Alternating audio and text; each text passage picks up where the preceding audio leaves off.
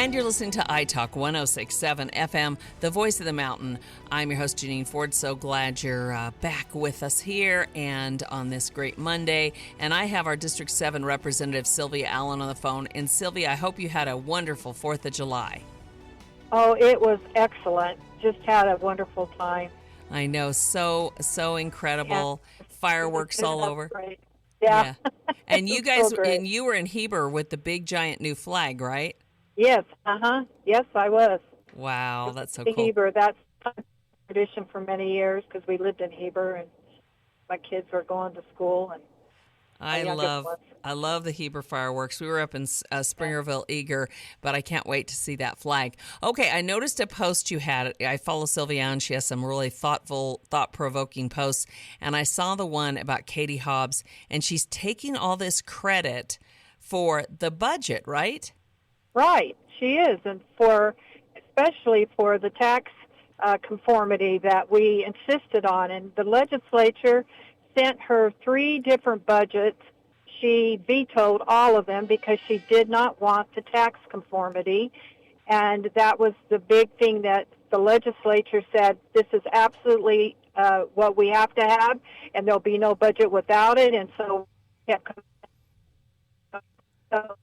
she did not want that tax conformity. She does not get credit for that. I know. She didn't want it and just was pushing it off.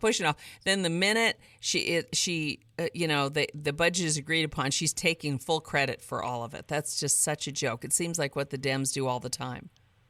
Absolutely, and it's just totally wrong. Yeah. No, I'm very, very proud of the budget and the way the legislature, both the Senate and the House, we were totally united about the things that were most important in that budget, including...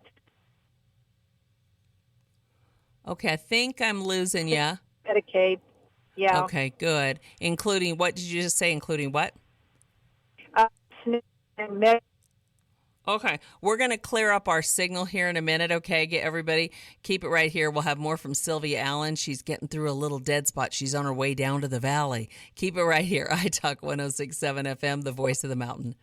And she's through her little dead spot on the way to do her work down in the valley. Sylvia, we were talking about Katie Hobbs and all of this. And this is a perfect example of why everyone needs to vote. Like right now, the early voting's going on, and everyone needs to vote, right? Absolutely. And what is so telling about Governor Hobbs, if you look at the over 400 bills that she vetoed, you can see exactly what her philosophical beliefs are because of the way she vetoes bills. And then she tries to come across in her advertising that she's so moderate and so reasonable, like the housing situation. Well, she put a moratorium on houses being built. And as far as utility bills, she is pushing solar all over our state lands. Solar, yes. Which causes our electricity bills to be higher and higher and higher. Yeah, we're kicking off our ranchers and anybody else that leased that land.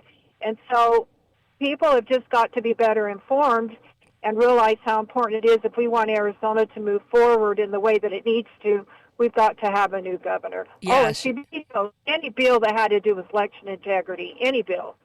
Everyone she vetoed. Yeah, they don't want any election integrity. They want to continue doing the scammy stuff they do.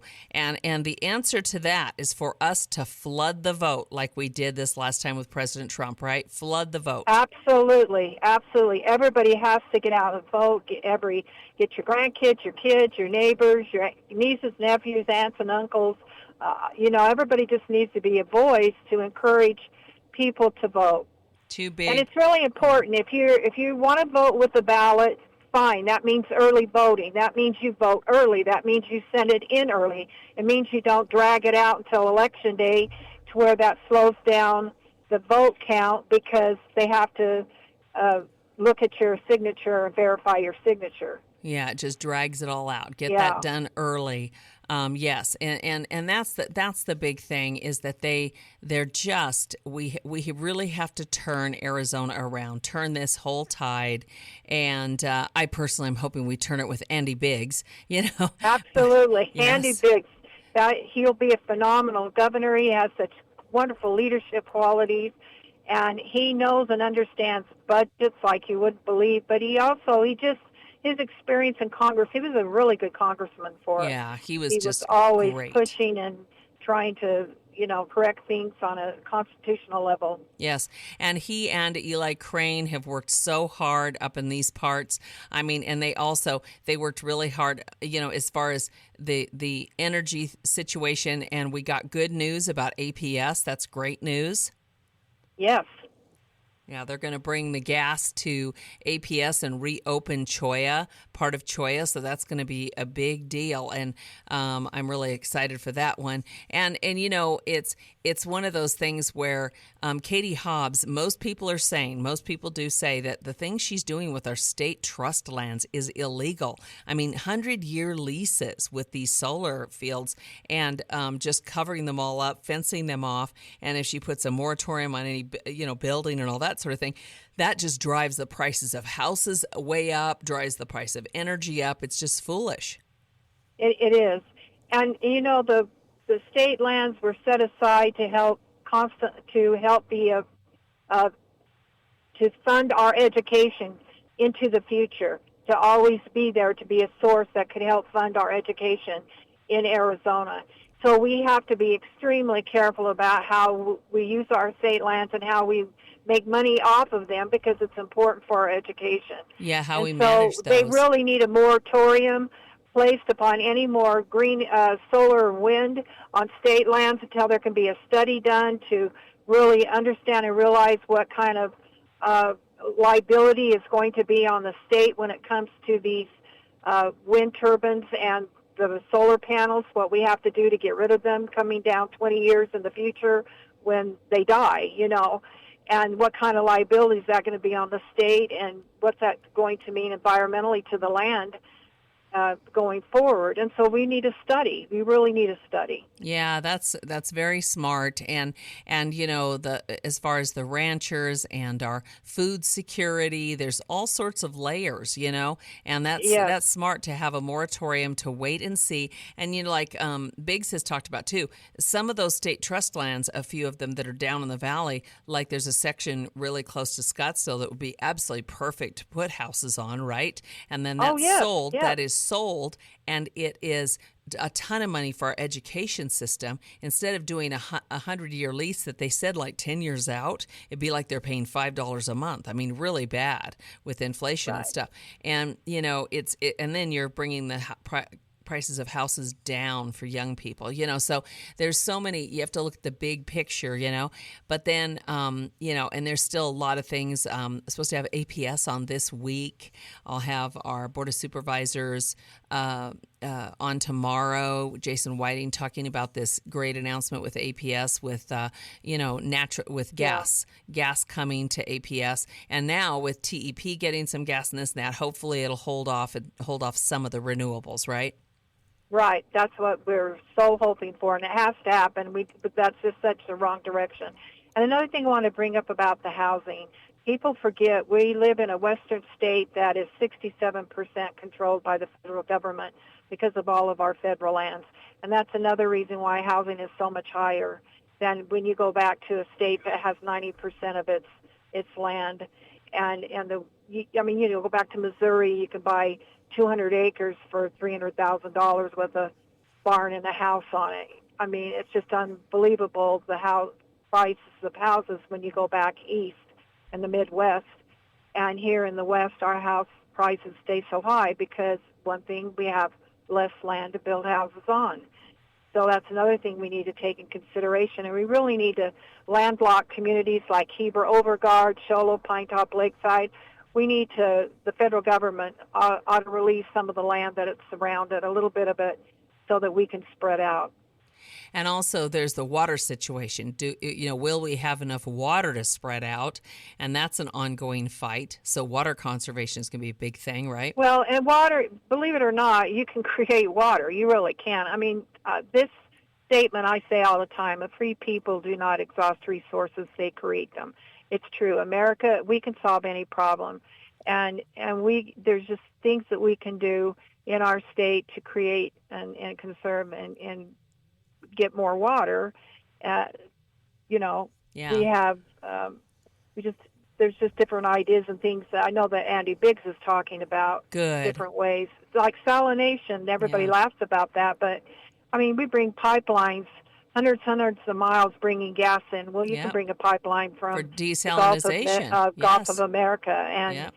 and pipe water in and clean it. Yeah, desalinization is a great Yeah. way, and that's going to be toward the future for sure. It's smart, and like you say, the gas pipelines and all these things go forever, so they can definitely do that with water. I just want us to always have an attitude that we're America, we can do anything, we can solve any problem if we put our heads together, and not have this attitude of being so fearful and having to lock everything up and control everybody, because that's what usually ends up happening. It's just control, control, control. And instead we need to think outside the box and, Yes. I mean, if we can go to the moon, we can figure this out. Right.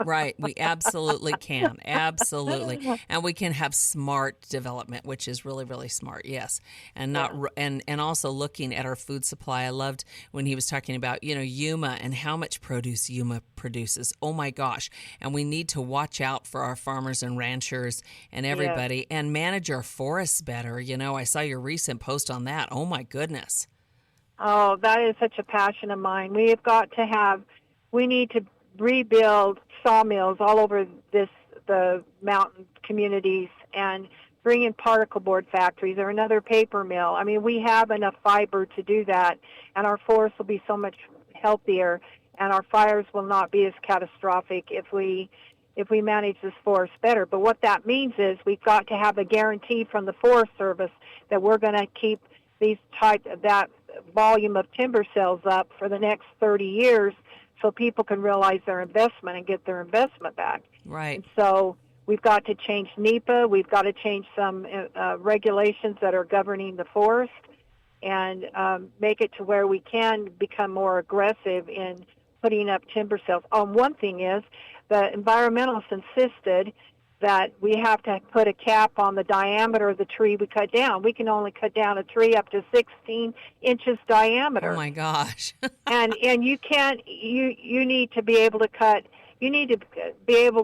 all size of trees to keep our forest healthy. You can't just have an old forest with big diameter of trees that eventually die. And so you need to selective cut, and also so that you can have the sawmills that produce the larger boards for building, and that makes it more economical for them to invest $20 million to build a sawmill, Right. And so we've got to think these things through and realize that some stupid people have been controlling our forest and insisting on things being done a certain way. And also in NEPA is the ability for radical environmental groups to constantly sue the Forest Service to stop timber sales. So here comes a timber company, they get a timber sale, they sign a contract, and all of a sudden this third party can come in and say, oh, I'm messing with your contract. I don't like that contract. I don't like that the Forest Service is allowing you to cut here or to do this or to do that. And they file a lawsuit and hold it up. Yeah, and that's the lawsuits how they destroyed it so to begin sad. with. Yeah, the lawsuits are so sad and so ridiculous, and how they do this, and I am super happy about Trump reopening the lands that were grazed in the forest, right, and reopening a bunch of those areas. And I know of some ranchers that are applying for those right now and getting their applications in, and so that'll help, to get the grazing back, because they shut off a lot of that for grazing. Oh, they did. The environmentalists, yeah. We were moving to make the forest into nothing but a big wilderness area, take away multiple use. Our forest lands were always to be under multiple use. That means that we could use it for many, many things, including everything from mining, ranching, logging, recreation, fishing, hiking, camping. It was multiple use. Yeah. And we have enough land, and we did it for years, and the Forest Service they were one agency that created enough money from the multiple use of the lands that they didn't have to have any tax appropriations from Congress. And that's totally changed. Now they've become a firefighting what they do is just firefight. Yeah. And it sucks the tax money. They have to have huge budgets every year. They're not making the money that they used to. And the other thing about that people didn't realize on these timber sales, 25% of every timber sale went back to local government in that area in lieu of the fact that there was no private land, that the federal government controlled all the land. So in FLTMA, that was created back in 1974, when the Congress says, well, we're never going to give these lands back to Western states. They're never going to get all their land back. So instead, we'll give them these forest fees, these pelt payments, so that it'll make up for it. And so supposedly that the counties that were located in these forest areas got 25% of timber sales, and that was to be used for schools and roads. Well, that's all dried up, you know. I mean, every year we have to fight for pelt payments, and they're just not coming off the timber sales like they used to. So, I mean, there was a lot of consequences to when we started locking up our forests.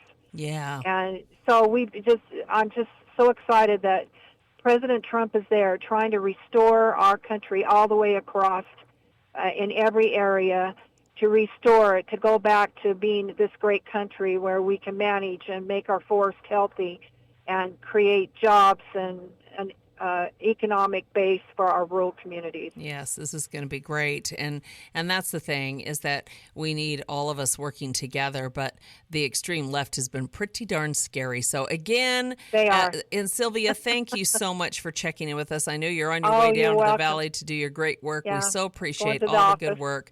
And thank you.